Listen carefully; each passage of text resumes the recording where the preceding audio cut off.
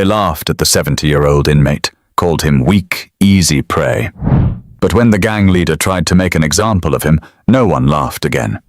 They say prison breaks a man the day he walks in. But for Ray Jefferson, the moment those iron gates clanged shut behind him, something entirely different happened. He became still. Not afraid, not angry, just still. It was early morning at the Huntsville unit in Texas, the kind of place where the air smells like metal and sweat even before sunrise. The guards moved with routine precision, calling names, shuffling papers, their boots echoing off the concrete. New inmates kept their eyes down, clutching bags of state-issued clothes like lifelines.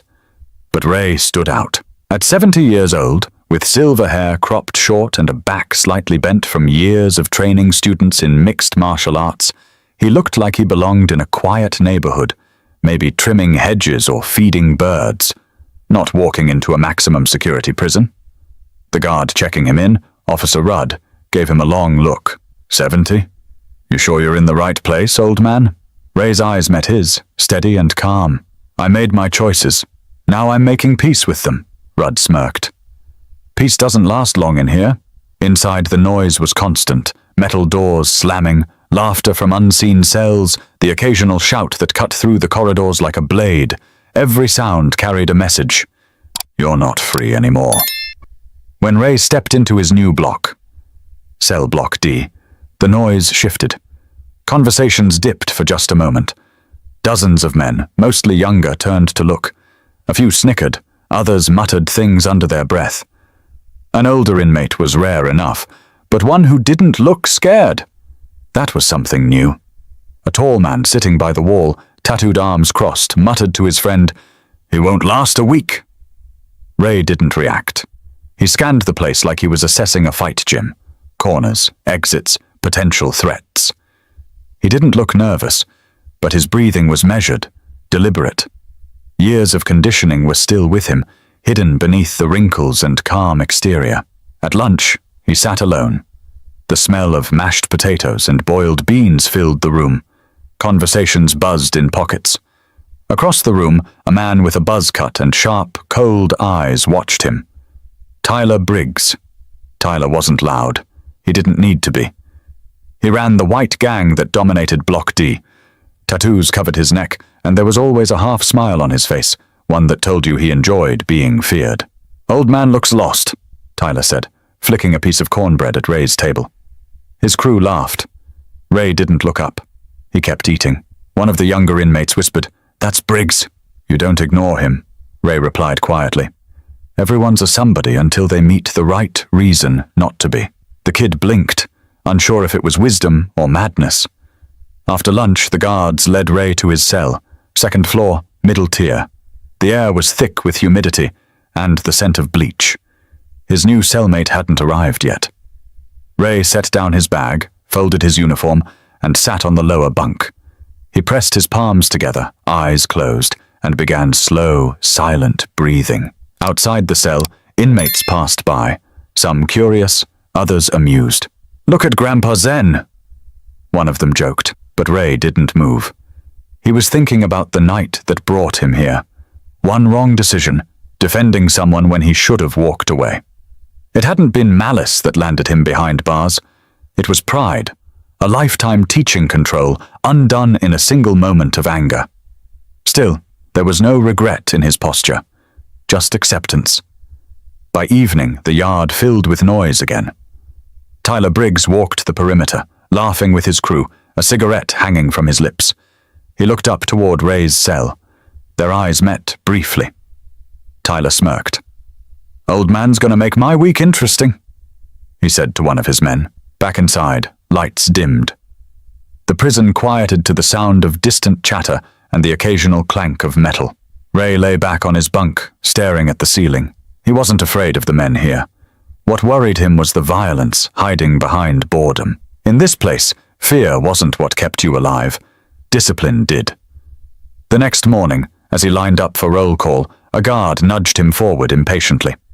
"Move it, Grandpa," the man barked. Ray didn't even blink. He stepped forward calmly, shoulders squared, and from the corner of the yard, Tyler Briggs watched again, studying him like a hawk sizing up prey. Something about the old man's stillness bothered him. Tyler leaned toward his second-in-command. "Let's see how peaceful he stays when I take his breakfast tomorrow." The younger man chuckled, cracking his knuckles. "You sure you want to mess with the elderly, boss?" Tyler smirked. "He won't be elderly when I'm done with him." But Ray wasn't a man who feared threats. He had lived through harder places than this, both in the ring and in life. And though no one in that prison knew it yet, the calm they mistook for weakness was the same calm that had once broken bones and won championships. But the first test was coming fast, and when it did, everyone in cell block D would see the old man very differently.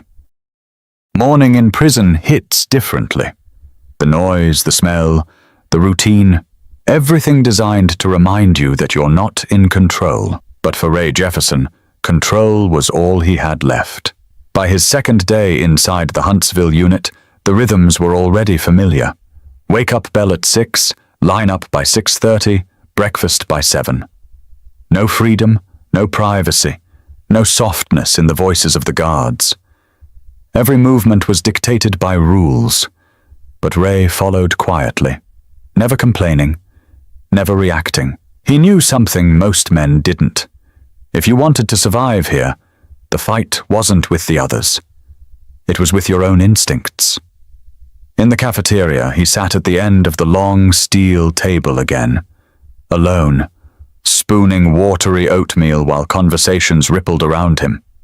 Across the room, Tyler Briggs watched. He had that lazy grin plastered on his face, but his eyes stayed sharp.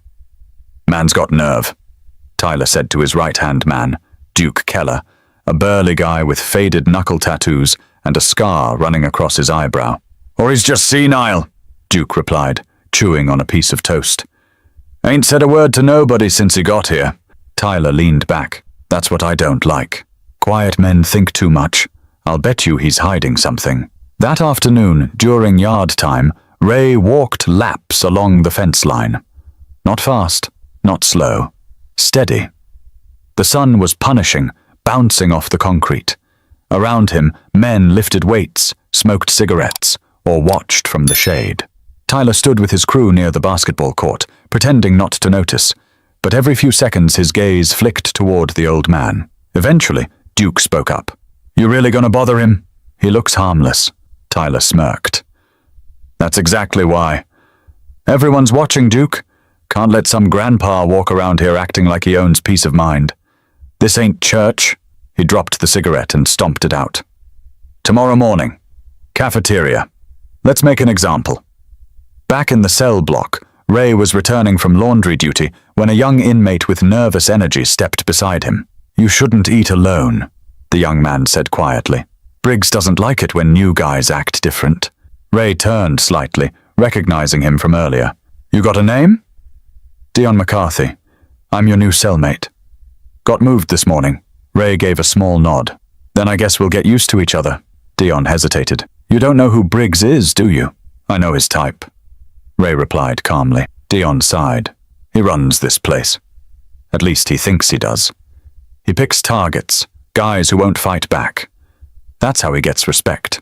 Ray looked at him, expression unreadable. "Respect built on fear doesn't last. Not in the long run," Dion frowned. "You talk like a teacher or something," Ray chuckled softly. "Something like that." Later that evening, while the cell block buzzed with noise, Dion couldn't stop glancing toward the upper tier where Briggs and his crew stood, laughing. "They're watching you," he muttered. Ray kept reading the small Bible that had been left in the cell drawer. "Then let them," Dion stared. "You're really not scared?" Ray turned a page. "I've seen fear. This isn't it." Dion shook his head, baffled. He'd seen men twice Ray's size crumble under Briggs's pressure. He couldn't decide if his cellmate was brave or suicidal. The next morning, everything felt tighter. Inmates moved slower. Conversations were short. Word had spread. Briggs was going to check the old man during breakfast. Ray felt the tension but didn't show it. He moved through the line calmly, tray in hand, oatmeal again, hard toast, coffee that tasted like rust. He took his seat at the same end of the table. From across the room, Briggs rose. His boots echoed with each step. He stopped behind Ray's bench, towering over him. "Well, well, look at that posture," Tyler said, tapping Ray's shoulder with his spoon. "You some kind of yoga instructor or what?" A few men laughed, waiting for a reaction. Ray didn't respond. Tyler reached down and grabbed Ray's toast. "Guess you're fasting today." He took a bite, smirking. "Appreciate the meal, Pops." Ray looked up slowly. His tone stayed calm. "You done?" That single question shifted the energy in the room. It wasn't loud, but something in the way he said it made a few inmates go silent. Tyler leaned closer. "You got a problem?" "No," Ray said simply. "You do." Duke stepped forward, ready to intervene, but Tyler lifted a hand. "Nah, let him talk." Ray stood now, posture still upright, eyes locked on Tyler's. "You want to show power? Go lift weights. What you're doing here, that's weakness dressed as control." The cafeteria was quiet enough to hear the fans overhead. Tyler smiled tightly, jaw working. "You talk big for a guy who's about to lose his teeth." Ray didn't move. "You'd have to get close first." For a moment, no one spoke. Then Tyler laughed, a sharp, humorless sound, and backed away. "You got a mouth on you, old man. I'll give you that. Let's see how long it lasts." He tossed the toast back on Ray's tray and walked off. His crew followed, muttering under their breath. Deon, watching from a distance, hurried over after they left. "You crazy, man." "You don't talk to him like that." Ray took a sip of his coffee. "He's just another man, Deon. I've seen tougher ones fall." Deon stared at him like he was looking at a ghost. "You don't get it. He's gonna come for you now." Ray wiped his hands on a napkin, stood, and said quietly, "Then he'll find out what coming for me really means." He walked toward the exit, shoulders steady, leaving Deon frozen in disbelief. But Tyler Briggs wasn't one to let things go, and the next encounter would make everyone in that prison choose which man they feared more. The next 2 days dragged by like wet concrete. Every step Ray took, every meal he ate, he could feel eyes following him. In a place where weakness invited pain, silence was often mistaken for fear, and Ray's silence was starting to bother the wrong people. Deon picked up on it first. "They're planning something," he said quietly that night as they sat in their cell. The faint hum of voices and clanking pipes filled the air. Briggs doesn't take embarrassment lightly. Ray was sitting cross-legged on the lower bunk, breathing slow, calm as ever. "Let him plan," he said. "Planning requires thinking. Thinking gives him time to doubt." Deon frowned. "You really think he's gonna doubt anything?" Ray opened his eyes, meeting his cellmate's nervous stare. "Everybody doubts, Deon, even the loud ones. Especially the loud ones." Deon shook his head, muttering, "You talk like some movie monk." Ray smiled slightly. "I've been called worse." The next morning, when they walked to the cafeteria, tension hung in the air like smoke. A few inmates were whispering, others kept their distance. Word had spread. Briggs was making his move. Breakfast passed without incident, which almost made things worse. Briggs and his crew stayed at their usual table, laughing, but there was a look in his eyes, patient, waiting. Ray knew that look. He'd seen it in the ring before a fighter strikes. Later in the yard, the setup began. Briggs's men were playing basketball near the fence, while Ray walked his usual laps. The game stopped briefly as he passed, and a ball suddenly rolled near his feet. "Hey, old man," one of them called, "throw that back." Ray bent down, picked up the ball, and tossed it with a clean, perfect spin straight into the player's hands. A few onlookers whistled, impressed. "Guess you still got it," the player joked. But before Ray could reply, Briggs's voice cut across the yard. "You trying to show off, Grandpa?" The laughter that followed wasn't friendly. Ray simply replied, "Just helping out." Briggs walked closer, dribbling another ball. "You got a lot of confidence for someone who don't belong here." "I belong where I stand," Ray said, his tone even. Tyler circled him like a predator testing prey. "You one of those wise old types, huh? Think you can talk your way out of things?" Ray's voice didn't waver. "Talking only works on people who listen." Tyler smiled. "Then let's talk somewhere quieter." That night, back in the cell, Deon couldn't stop pacing. "They're gonna corner you, man. It's what they do. Laundry room, showers, somewhere guards don't look too close." Ray stretched his hands slowly, the bones in his knuckles popping softly. "Then they picked the wrong corner." Deon stared at him, unsettled. "You don't even seem worried." "I learned a long time ago," Ray said. "Fear's just energy. You can use it, or it uses you." The next day, the first test came. It wasn't a fight. Not yet. It was a message. Ray returned from work duty to find his bunk flipped, clothes tossed on the floor, his Bible torn in half. Deon froze when he saw it. "Oh man, this is bad. Real bad." Ray picked up the pages carefully, stacking them together. His face was calm, but there was a flicker in his eyes, something that had been quiet for years. Deon waited for him to explode, to shout, to do something. But Ray simply set the torn pages on the table and said, "They're impatient." Deon frowned. "You're not going to tell the guards?" Ray shook his head. "Snitching doesn't fix disrespect. It multiplies it." Later, during dinner, one of Briggs's men accidentally spilled soup over Ray's tray. "My bad, Pops," the man said, smirking. Ray just stared at the mess, then looked up slowly. "You have poor balance." The man blinked. "What?" Ray stood, grabbed the tray aside, and calmly placed it back on the counter. He didn't swing, didn't raise his voice, just walked away. Tyler, watching from a few tables over, looked frustrated. He leaned toward Duke. "He's playing a game, trying to look untouchable." Duke shrugged. "Maybe he is." Tyler smirked coldly. "Then we'll touch him where it hurts. Tomorrow, laundry duty." That night, Ray couldn't sleep. He wasn't afraid of the fight. He was afraid of losing control. Years ago, he'd promised himself he'd never use his training in anger again. The last time he did, it changed everything. But men like Briggs didn't understand boundaries. They only understood consequences. As the lights dimmed, Deon turned to him. "You think they'll really go for you tomorrow?" Ray answered softly. "They'll try. But what happens next? That's up to them." Deon didn't respond. He just stared at the ceiling, realizing for the first time that maybe, just maybe, the old man wasn't the one in danger. Maybe everyone else was. But tomorrow would prove it. And the laundry room wouldn't just clean clothes. It would wash away every doubt anyone ever had about who Ray Jefferson really was. That night, Deon barely slept. Every time the pipes hissed or someone shouted down the corridor, he flinched. He kept replaying the cafeteria, the yard, the looks from Briggs's crew. He knew what came next. Every inmate did. The laundry room was a hunting ground.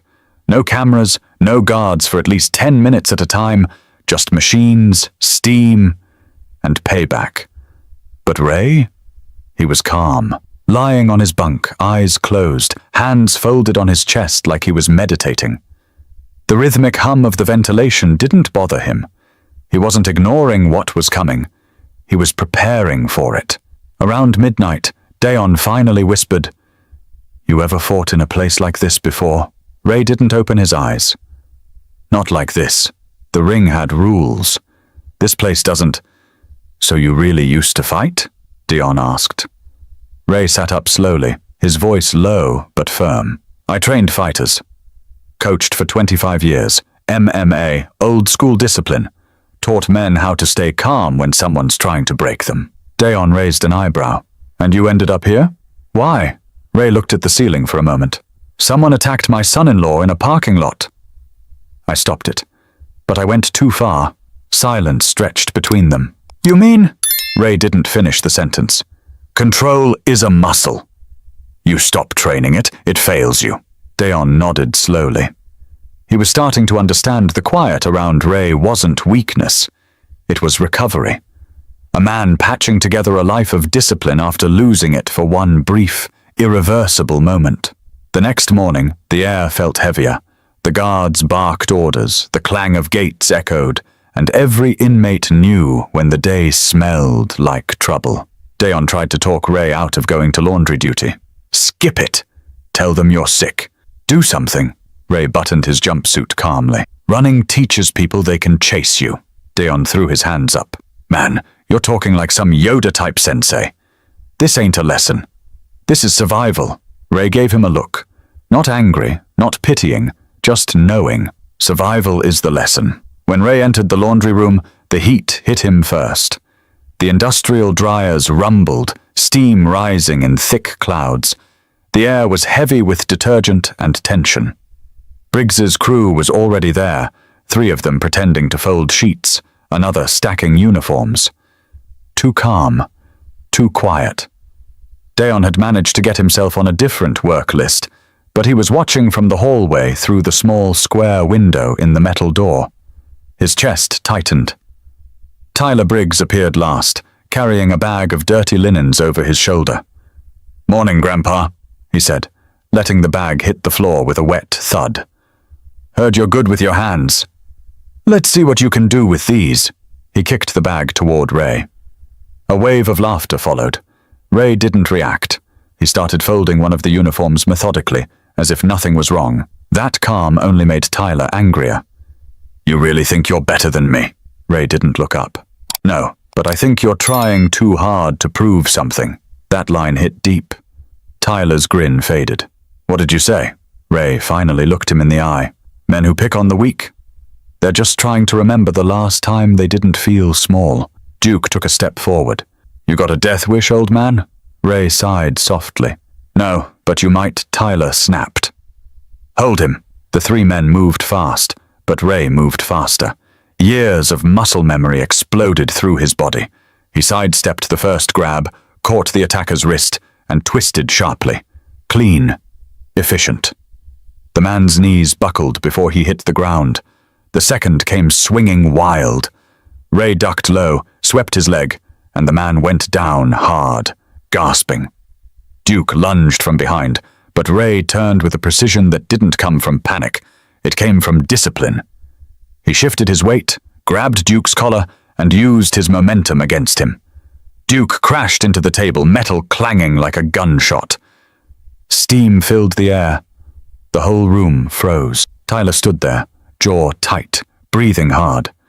His eyes darted between his fallen men and the calm, still figure standing in front of him. Ray didn't advance. He just stood straight, breathing steady. "You don't have to do this, son. Don't call me that," Tyler hissed.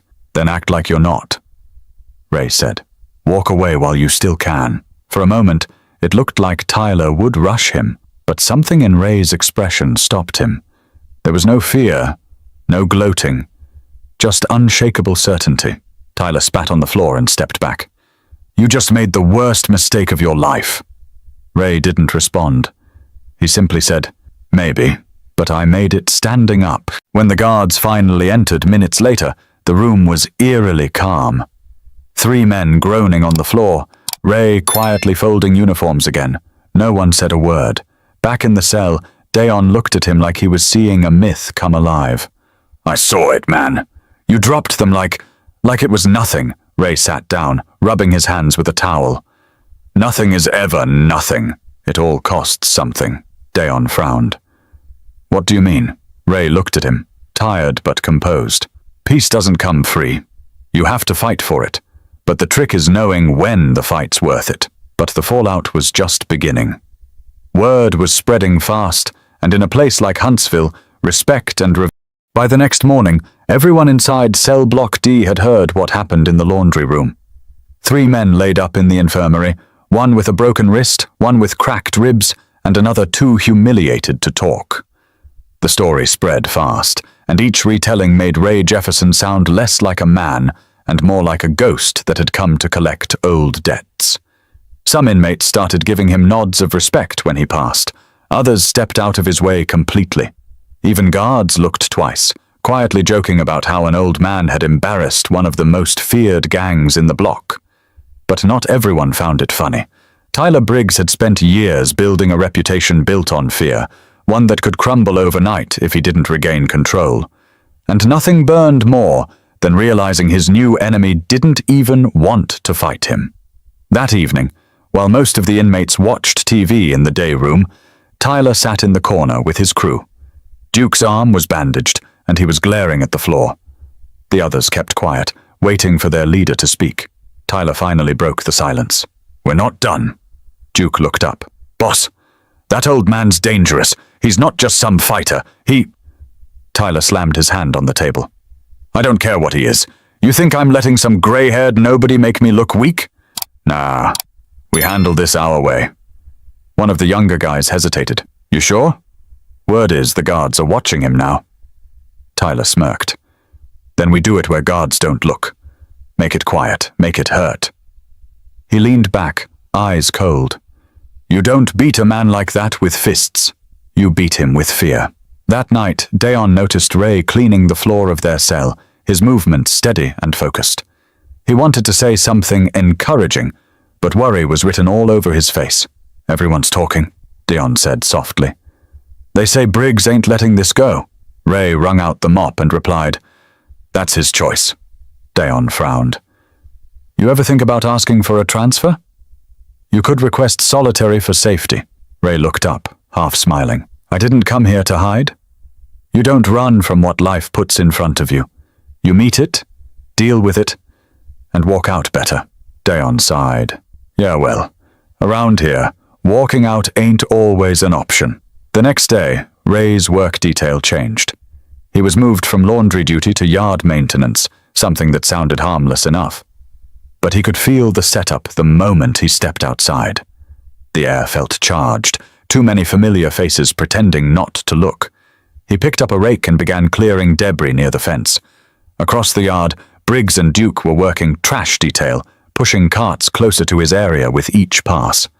Ray kept his back turned, pretending not to notice, but every instinct in him was awake.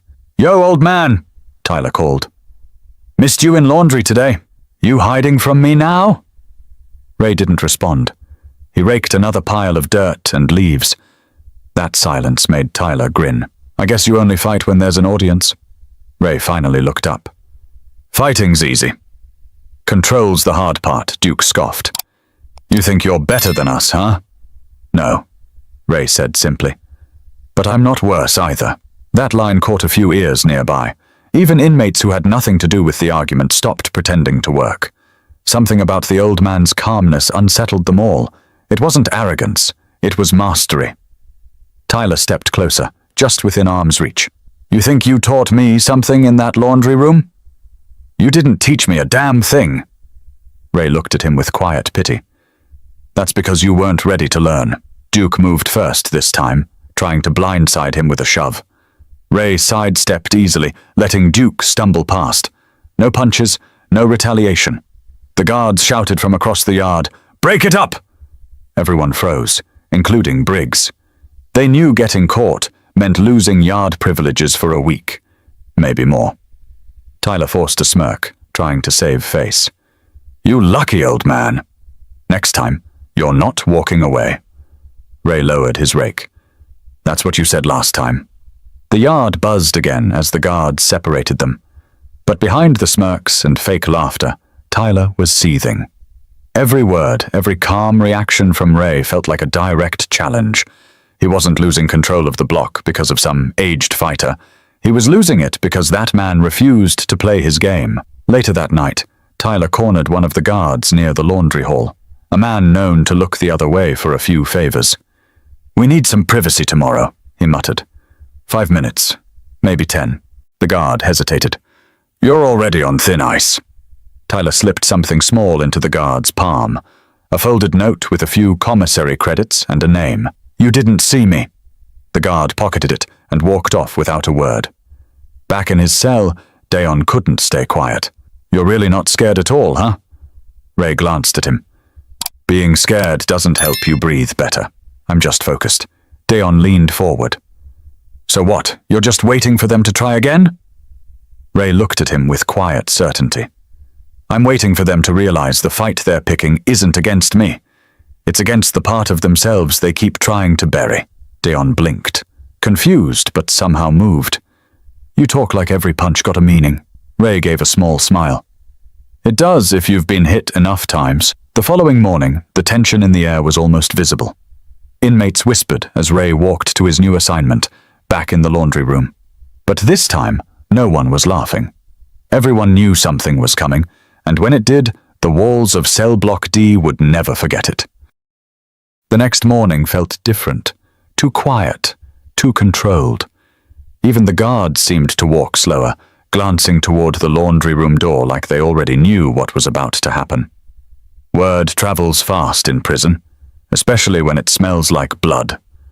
Ray Jefferson walked with his usual calm stride, his hands behind his back, his face unreadable. Dion trailed behind him until the last hallway, whispering urgently, "Ray, listen to me. Don't go in there alone." I heard Briggs made a deal with one of the guards. He's got time bought. Ray stopped just before the metal doors and turned to him. "You can't live your life avoiding storms, son." "Sometimes you walk through them." Dion's voice cracked. "This isn't a storm. It's a setup."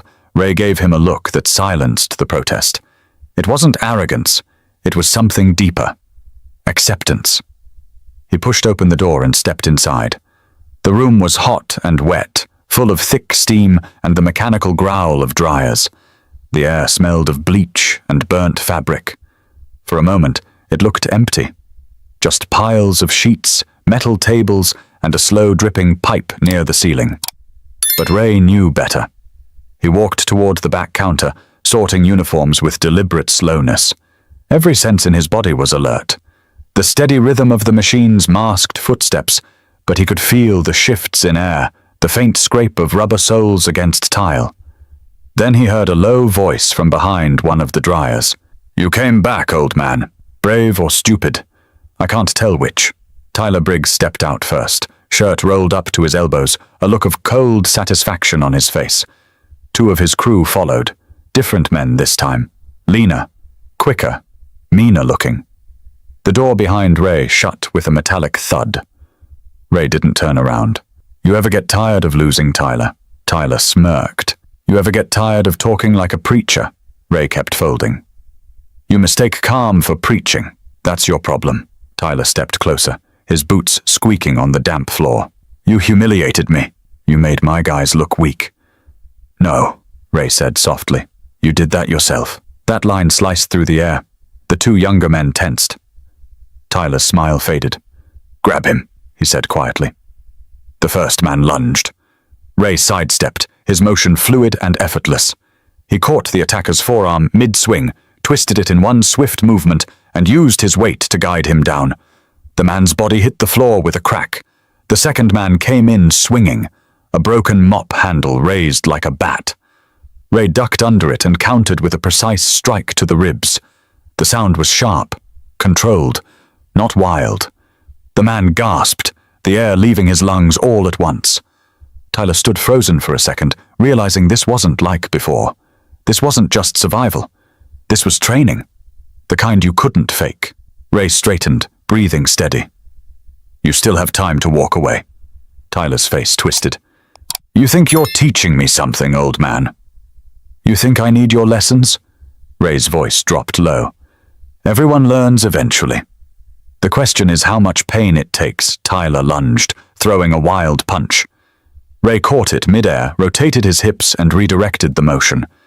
Tyler's momentum turned against him. He slammed into the table edge, the metal ringing out. But Ray didn't follow up. He stepped back. "Enough!" Tyler staggered up, eyes burning. "You don't tell me when enough!" He grabbed a metal pipe from beside the dryers and swung hard. This time, Ray didn't dodge completely. The pipe grazed his shoulder, knocking him slightly off balance. He gritted his teeth, turned, and grabbed Tyler's wrist again, but slower, more deliberate. He twisted until the pipe dropped. Then he looked straight into Tyler's eyes. "You fight like someone trying to prove he exists. Stop chasing pain to feel alive." Tyler struggled, but couldn't break free. Ray held him steady, not hurting him, just holding him until the fury drained out. The sound of boots echoed from outside. The guards were coming. Someone must have tipped them off. Ray released him gently, letting him stumble back. "It's over," he said. Tyler glared at him, chest heaving. "You think this makes you a hero?" No, Ray replied. It just makes me free. The door burst open. 2 guards entered, shouting. They saw the bruised men, the overturned table, the pipe on the floor. Tyler pointed at Ray. He attacked us! Ray didn't say a word. He just raised his hands and let the guards cuff him. One of the officers, a younger man with a look of disbelief, muttered, You? You did all this? Ray answered quietly. They started something they didn't understand. As they escorted him out, the inmates outside had already gathered, watching through the bars. Dion was among them, gripping the railing. Their eyes met briefly. Dion whispered to himself, He's not fighting to win. He's fighting to teach. When the guards pulled Ray past the block, a strange hush followed. The kind that only comes when a man does something so controlled, so precise, it makes everyone rethink what strength really looks like. Back in the laundry room, Tyler sat on the floor breathing heavily, his pride shattered. One of his men whispered, He didn't even hit you all the way. Tyler didn't answer. For the first time, he wasn't angry. He was confused. But confusion has a way of turning into reflection. And soon, even Tyler Briggs would start wondering if maybe the old man wasn't an enemy at all, but the only person who'd ever told him the truth. For the next 3 days, the prison buzzed with stories about the laundry room fight. Everyone had their version. Some said Ray Jefferson took down 4 men with a single move. Others swore he was a retired special ops soldier. The truth didn't matter anymore. What mattered was that the legend of the old man from D Block had taken on a life of its own. Guards started treating him differently. Not with warmth, no one did that in Huntsville, but with a quiet kind of respect. When Ray passed through security or lined up for meals, the officers stopped barking orders. They didn't rush him. They just watched. To them, he wasn't just another inmate anymore. He was proof that age and violence could coexist in a way they didn't understand. Dion noticed it too. Man, you're like a ghost story now, he said one night, watching Ray patch up the bruise on his shoulder with a damp cloth. Nobody's messing with you. Ray didn't look up. That's not a good thing. Dion frowned. You serious? You earned respect. Ray wrung the cloth out and laid it across the metal sink. Fear and respect look the same from a distance. But one lasts, the other destroys. Dion sat back, shaking his head. You talk like you're not even in the same world as the rest of us. Ray gave a faint smile. I've just lived long enough to know what fights are worth staying in. The next morning, he was back at work duty. No more laundry. This time they had him sweeping the corridors outside the administrative wing. It was quieter there, cleaner. The only sound was the shuffle of shoes and the occasional buzz of the intercom. While he worked, he overheard 2 guards talking by the vending machine. Briggs hasn't said a word since that laundry thing, one said. Won't even talk to his crew. Yeah, well, the other replied. Maybe he's thinking about retirement too. They laughed, but Ray's expression stayed neutral. He wasn't gloating. He'd seen that kind of silence before. It was the space where rage either burned out or grew stronger. Later that day, when the yard opened, the tension was different. The groups that usually stuck to their own corners were all glancing toward Briggs's table. He sat alone now, elbows on his knees, staring at the concrete. Duke approached him cautiously. You good, boss? Tyler didn't answer. He just kept staring. Finally he said, You ever hit a wall so hard it hits back? Duke looked confused. What? Tyler's jaw tightened. He didn't fight me like the others. He didn't even want to hurt me. That's what messed me up, Duke frowned. You saying you're giving up? Tyler looked up slowly, his eyes dull but focused. No, I'm saying maybe I picked the wrong kind of fight. Duke didn't know what to do with that. He muttered something and walked off, leaving his leader to wrestle with a kind of defeat no punch could explain. Meanwhile, Dion couldn't keep quiet. Every inmate he passed wanted to hear the story from him, and he told it like a preacher. You don't understand, man. He didn't even break a sweat. Old dude just moved, like water or something. Ray heard him one afternoon and called him out on it later. Stop building stories about me, Dion. Dion grinned. Why not? It's true, Ray shook his head. Truth isn't what people hear. It's what they remember. Don't feed myths. They grow into monsters. That night, Ray lay awake on his bunk, staring at the ceiling. He wasn't proud of what happened in the laundry room. He didn't regret defending himself, but he knew he'd crossed a line. He had drawn attention in a place where attention could get a man killed. The next day, during count time, a guard stopped by his cell unexpectedly. "Jefferson," the guard said. "Warden wants a word."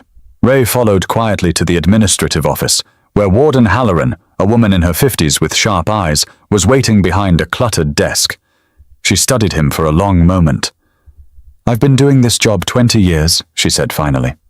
"And I've seen fights end in blood, but never in silence. You didn't take advantage when you could have. You stopped." "Why?" Ray met her gaze.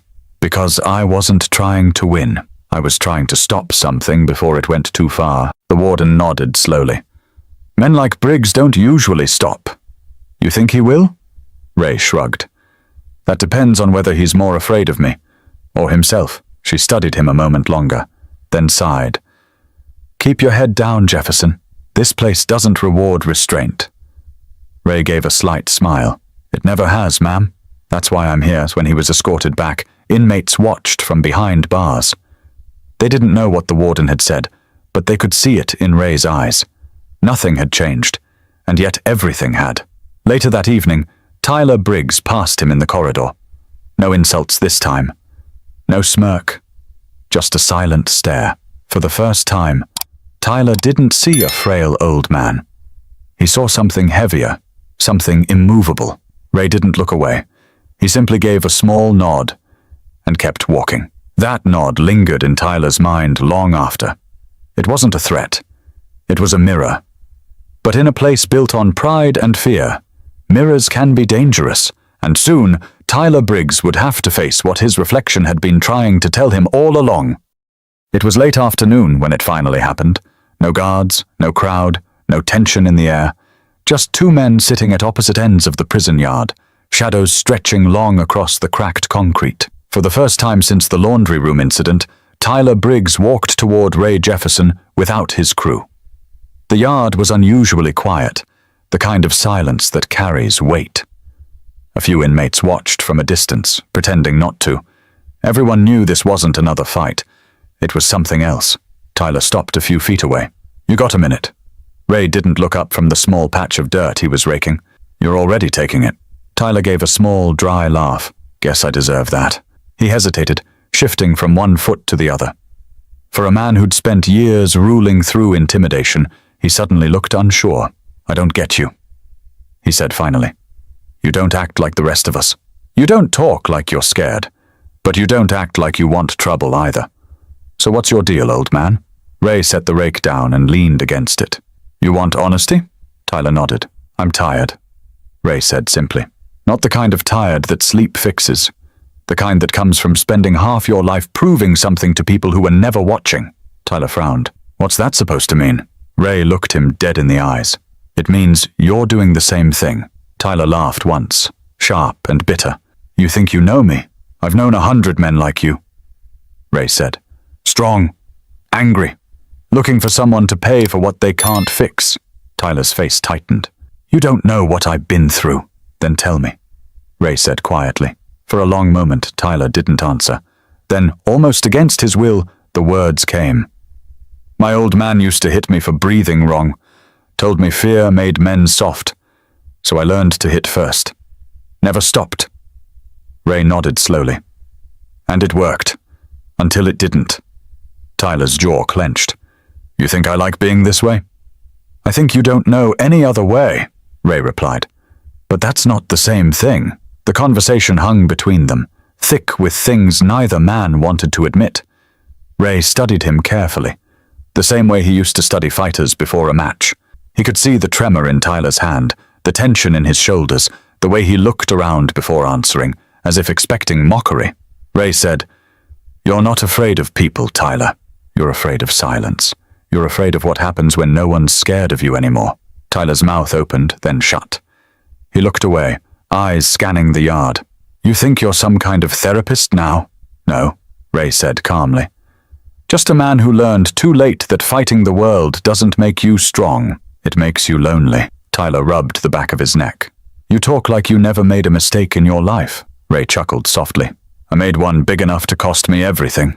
That caught Tyler's attention. What did you do? Ray hesitated.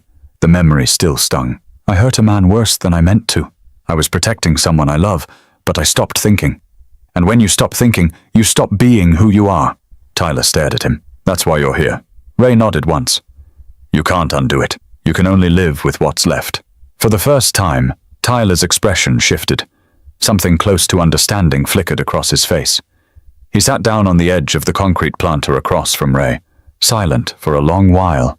You really believe people like us can change? He asked finally. I don't believe, Ray said. I know, but only if you want it bad enough to let go of who you've been. Tyler shook his head slowly. That's harder than fighting. Ray smiled faintly. That's why most men never do it. They sat like that for a while, neither talking nor pretending to be enemies anymore. The yard felt different, lighter somehow. Even the guards watching from the tower didn't interrupt. Maybe they knew something important was happening. After a while, Tyler stood. You know, if word gets out I talked to you like this, people are going to think I went soft. Ray shrugged. Let them think what they want. They'll do it anyway. Tyler almost smiled. You really don't care what anyone thinks, do you? Ray looked out across the yard. At my age, you realize half the people judging you don't even know your name. They just need someone to measure themselves against. Tyler exhaled slowly, then said, You talk too much, old man. Ray picked up his rake again. And you listen more than you admit. Tyler started to walk away, but before he reached the door, Ray said, Tyler. He stopped and looked back. Strength isn't about control, Ray said. It's about restraint.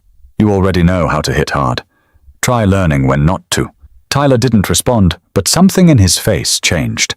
Just slightly, enough to tell Ray that the message had landed somewhere deep. When Dion later asked what Briggs wanted, Ray simply said, A conversation. Dion frowned. And that's it? Ray smiled softly. That's always where change begins. But change in a place like Huntsville doesn't go unnoticed, and soon that conversation would ripple through the block in ways neither of them expected. By the end of that week, the entire atmosphere inside Cell Block D had shifted. You could feel it in the way people walked, the way conversations hushed when Ray or Tyler passed by. Something had cracked open in the balance of things. An invisible line between fear and respect had started to blur. Tyler Briggs wasn't barking orders anymore. He wasn't picking fights or posturing in the yard. He'd gone quiet, and quiet from a man like him didn't mean weakness. It meant reflection. Some men heal fast after humiliation. Others take their time realizing it's not humiliation at all. It's clarity. Dion noticed it first. Man, Briggs ain't the same. Dude walks past people like he don't even see them. Ray was sitting on his bunk, rolling his shoulder slowly from the lingering ache. That's what happens when someone finally looks in the mirror and doesn't like what he sees. Dion leaned against the wall. You think he's really changing? Ray folded his towel neatly. Change doesn't happen all at once. It's just small choices stacked up every day. A few days later, in the yard, something unusual happened. 2 younger inmates, part of Tyler's old circle, started hassling a new arrival, a skinny guy barely 20. They knocked his tray from his hands, laughing as his food splattered across the concrete. Usually that was the kind of scene that went unchecked. The guards pretended not to notice. The rest of the block looked away. But this time, Tyler didn't. He was standing near the fence with Duke when it started. He turned, watched for a second, then walked straight toward them. Pick it up, he said flatly. The 2 bullies stopped laughing. What? Pick it up, Tyler repeated, his tone sharp but calm. Then apologize. They hesitated. You serious, Briggs? Since when you care? Tyler's eyes narrowed. Since now. The men exchanged looks, unsure if it was some kind of trap. But Tyler's silence was heavier than any threat. They bent down, picked up the tray, and muttered an apology to the terrified newcomer before walking off. From across the yard, Dion saw the whole thing. He turned to Ray, who was watching quietly. You see that? Ray nodded slowly. I saw it. Dion grinned. That's you. You did that. Ray shook his head. No, he did. He just needed a reason to remember he could. Later that evening, after count, Tyler walked past Ray's cell. He didn't stop, just said, "Told those kids to leave the new guy alone." Ray looked up from his bunk. "I heard." Tyler paused, then added, "Didn't think it'd feel right." Ray smiled faintly. "Doing the right thing usually doesn't feel natural at first. That's how you know it matters." Tyler smirked. "You got a quote for everything, huh? Only the ones that work," Ray said. That was the start of something no one expected. Tyler began helping the younger inmates, small things at first. He'd share workout tips, break up arguments before they got violent, even talk to the guards without cursing. It wasn't about pretending to be someone else. It was about unlearning who he'd been. One afternoon, during yard cleanup, a fight broke out near the basketball court. Two inmates swung at each other while a small crowd cheered. Before the guards could react, Tyler stepped between them. "Enough!" he shouted, grabbing both men by their shirts. "You think you're proving something? You're just making yourselves smaller." The men froze, shocked. The crowd went silent. When Tyler walked away, no one followed him, but they all watched. Deon, who'd been sweeping near the gate, couldn't stop grinning later. "You're turning this place into a school, man. Next thing I know, you'll be teaching classes." Ray laughed softly. "Maybe we already are." Word about Tyler's change reached the guards and even the warden. During inspection, Warden Halloran stopped near Ray's cell. "I've noticed a change," she said. "Not just in you. In others." Ray looked up from his cot. "One conversation can start a lot of noise." The warden studied him for a moment, then said, "Noise isn't bad if it drowns out the violence." That night, Ray sat by the window, staring through the narrow bars. He wasn't thinking about freedom anymore, not the kind that involved gates and fences.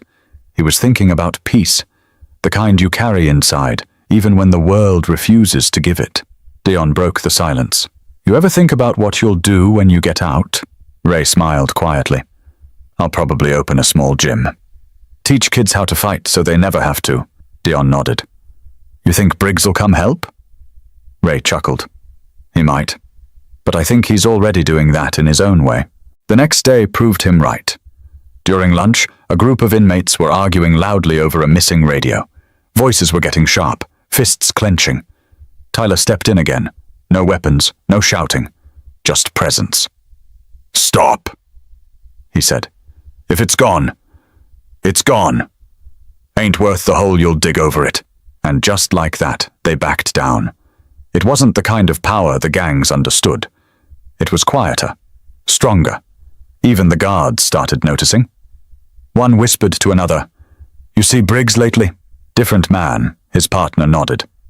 "Yeah, Jefferson effect, they're calling it." That night, Deon repeated it, laughing. "The Jefferson effect. You got your own legend now." Ray smiled, but said nothing. Legends fade. Lessons don't. But every calm moment in prison carries an echo. And soon, one final moment would show everyone that what Ray taught wasn't just control. It was redemption in motion. It was the first Sunday in months when the prison felt different. The noise was still there, the clang of gates, the distant shouting. But under it, something quieter had taken root. Respect. Not the kind that came from fear, but the kind that came from understanding. Ray Jefferson was in the chapel that morning, sweeping the floor. The chaplain, an old man named Father Hensley, was setting out hymn books. He'd asked Ray to help ever since the incident in the laundry room. "You keep this place calmer just by being here," the priest said once. Ray had smiled. "Peace is contagious if you stop fighting it." He worked in silence until he heard footsteps behind him. Turning, he saw Tyler Briggs, hands shoved into his pockets, hesitation written all over his face. "Didn't think I'd see you in here," Ray said. Tyler glanced at the cross on the wall. "I didn't come to pray." Ray leaned on his broom. "Then why'd you come?" Tyler's voice dropped. "I wanted to thank you for not—" He stopped, rubbing the back of his neck. "For not breaking me when you could have." Ray studied him for a long second. "Breaking you wouldn't have fixed anything." Tyler nodded slowly. "Yeah, I figured that out. You know, I used to think respect was something you took from people, but it's the only thing that gets smaller when you steal it." Ray smiled faintly. "You learned faster than most." Tyler laughed under his breath. Maybe. But I still got a long way to go. Ray pointed to a bench near the front. Sit down. Tyler hesitated, then sat. The stained glass light hit his face, softening the sharp edges that had once defined him. Ray said quietly, You ever teach anyone before? Tyler frowned. Teach? Nah, I'm not the type you could be, Ray said. The younger guys, they watch you. You've got their attention. What you do next decides whether they learn peace or violence. Tyler leaned forward, elbows on his knees. You really think anyone like me can be a teacher? I think the best teachers are the ones who had to earn their lessons the hard way, Ray said. And you've earned more than most. For the first time, Tyler didn't look away. You're serious, aren't you? I'm always serious about redemption, Ray said. We're all walking proof it's possible. The door creaked open.